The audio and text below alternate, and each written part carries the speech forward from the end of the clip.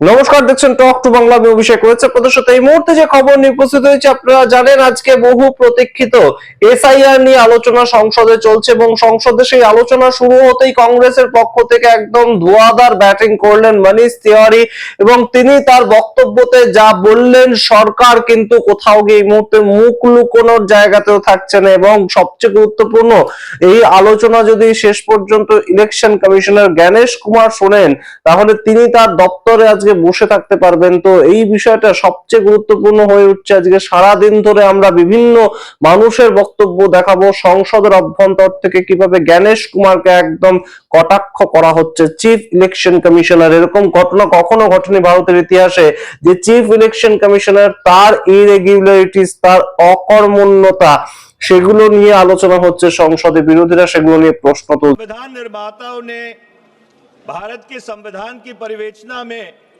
यह सुनिश्चित किया कि भारत एक संप्रभुता और लोकतांत्रिक गणराज्य के तौर पे गठित किया जाएगा। और जब संविधान का 42वां संशोधन हुआ तो उस परिवेचना में दो और शब्द जोड़े गए, समाजवाद और पंथ निरपेक्षता। और उस स्वरूप में आज वर्ष 2025 में भारत का जो गणतंत्र है, गणराज्य है, ये उस स्वरूप में गठित है। अध्यक्ष जी, भारत के एक लोकतंत्र में, इस लोकतंत्र में दो सबसे बड़े भागीदार हैं। एक अवाम, 98 करोड़ वो लोग जो मतदान करते हैं, और भारत के राजनीतिक दल जो विशेष तौर के ऊपर उस चुनाव में हिस्सा लेते हैं। संविधान के निर्माताओं ने यह सुनिश्चित किया 1946 से लेकर 1939 तक कि धर्म, जात, मजहब, फिरका सबसे ऊपर उठकर हर भारतवासी को, हर भारत के नागरिक को जो 21 साल की उम्र से ज्यादा है, उसे मतदान का हक दिया जाए। और ये उस समय हुआ जब बहुत सारे ऐसे मुल्क थे जहां पर मतदान का हक एक बहुत ही संकीर्ण तौर पे दिया जाता था। और आज मुझे ये कहने में कोई संकोच नहीं है कि पिछले 78 साल में अगर सबसे बड़ा कोई चुनाव सुधार हुआ, वो भारत के पूर्व प्रधानमंत्री श्री राजीव गांधी जी ने किया, जब उन्होंने 1979 में, 88-79 में, मैं भारतीय राष्ट्रीय छात्र संगठन का राष्ट्रीय अध्यक्ष था, NSUI का, हमारी मांग के ऊपर उन्होंने करोड़ों करोड़ों जो भारत के नौजवान हैं उनको मत का अधिकार दिया, जब मतदान की आयु सीमा 21 से घटाकर 18 वर्ष की गई।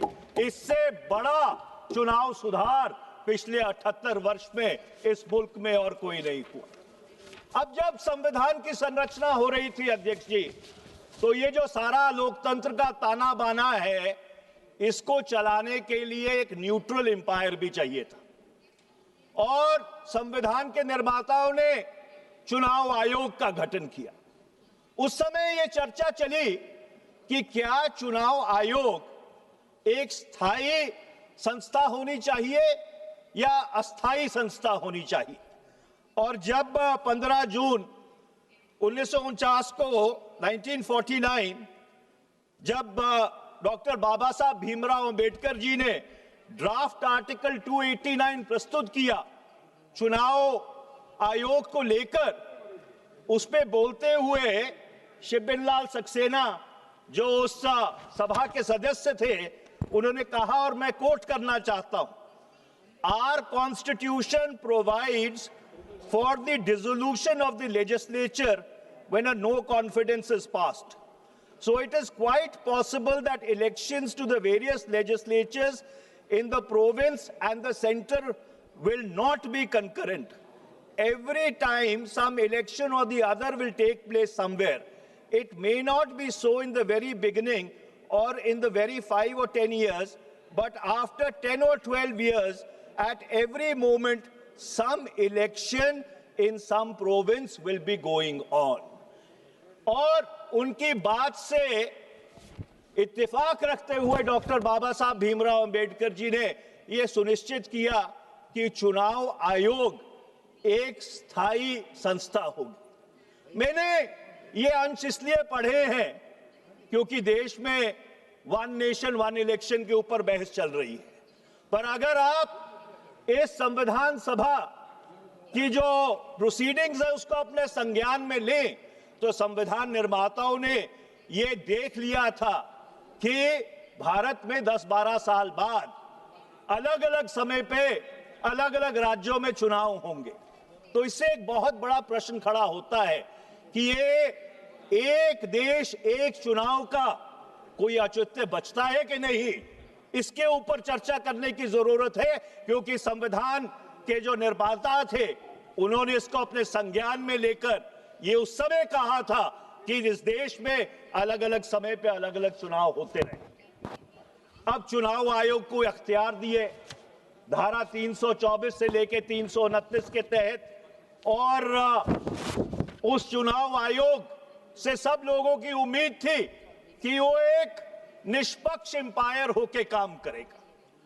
पर मुझे बहुत खेद से ये बात कहनी पड़ रही है, और ये बहुत दुर्भाग्यपूर्ण बात है कि इस साइड पे बैठे बहुत सारे सदस्य और बहुत सारे इस देश में लोग ऐसे हैं जिनको चुनाव आयोग की निष्पक्षता पर आज सवालिया निशान खड़ा करने की जरूरत पड़ रही है। और अगर सबसे पहला कोई चुनाव सुधार इस देश में होना चाहिए अध्यक्ष जी, तो वो चुनाव सुधार होना चाहिए जो कानून 2023 में बना था, जो इलेक्शन कमीशन के जो सदस्य हैं उनके चयन को लेकर जो कानून बना था, जो उसकी धारा 7 है, उसकी सिलेक्शन कमेटी में माननीय प्रधानमंत्री, नेता विपक्ष लोकसभा और एक कैबिनेट मंत्री जिसको प्रधानमंत्री सुनिश्चित करते हैं,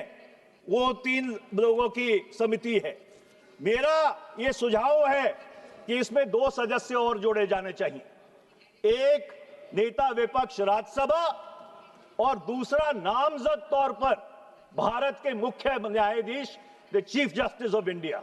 तो 2 लोग सरकार से रहेंगे, 2 लोग विपक्ष से रहेंगे और एक उसमें चीफ जस्टिस ऑफ इंडिया मुख्य न्यायाधीश रहेंगे। और अध्यक्ष जी, अगर ऐसी समिति बनेगी तो फिर ठीक से खेला होगा, फिर ठीक से खेला होगा। और ये जो लोगों के मन में भ्रम है चुनाव आयोग को लेकर, उसको शांत करने में बहुत एक अहम रोल प्ले करेगा। अब मैं धारा 327 पे आता हूं संविधान की अध्यक्ष जी। धारा 327 जो संविधान की है, उसने संसद को अख्तियार दिए कि वो मतदाता सूची बनाने के लिए डिलिमिटेशन क्षेत्रों की कैसे हो, उसके लिए कानून बना सकती है। और वो कानून इस संसद ने बनाया, representation of people's act 1950, representation of people's act 1951 और रजिस्ट्रेशन ऑफ इलेक्टोरल रूल्स। और आज मैं बहुत खेद के साथ कहना चाह रहा हूं कि देश भर में एसआईआर पे चर्चा है, कई प्रदेशों में एसआईआर हो रहा है, पर मैं बहुत जिम्मेवारी से यह बात कह रहा हूं कि चुनाव आयोग के पास कानूनी तौर पर एसआईआर करवाने का कोई औचित्य नहीं है। और मैं आपको पढ़ के सुनाना चाहता हूं, जो रिप्रेजेंटेशन ऑफ पीपल्स एक्ट है 1950, उसमें चुनाव आयोग ये कहती है कि उनको जो अधिकार है वो सेक्शन 21 से मिलता है। मैं 21 पढ़ के सुनाना चाहता हूं। The electoral roll for each constituency. Mr. Speaker, sir, kindly mark the word each. Each constituency shall be prepared in the prescribed manner by reference to the qualifying date and shall come into force immediately upon its final publication in accordance with the rules made under this act. अब वो the said electoral roll shall, unlike